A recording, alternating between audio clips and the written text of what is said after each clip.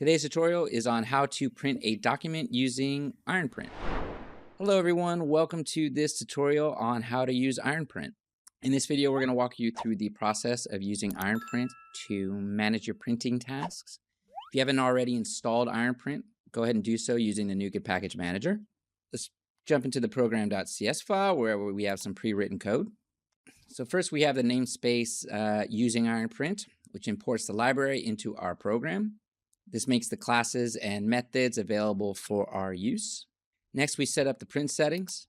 We initialize print settings objects and configure it.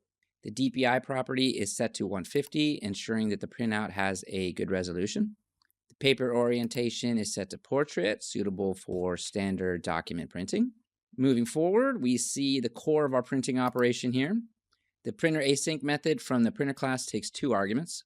The first is the path to the PDF file, which we want to print. And the second is the print settings object we configured earlier.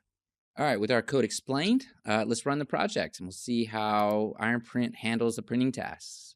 All right, project's now running and the printing operation should be underway. Once the process concludes, you'll notice that the file opens in your default PDF viewer.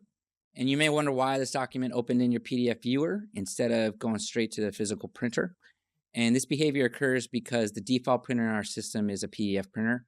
Essentially, the IronPrint library sends to the default printer of your choice, which in this case generates a PDF. So there you go. All right, that wraps up our tutorial on the IronPrint library for C#. We hope that you found this tutorial helpful. Don't forget to like and subscribe. And if you'd like to try out IronPrint yourself, there is a trial subscription in the link below. Click on it, go to the site, download and install it. Check out the power yourself.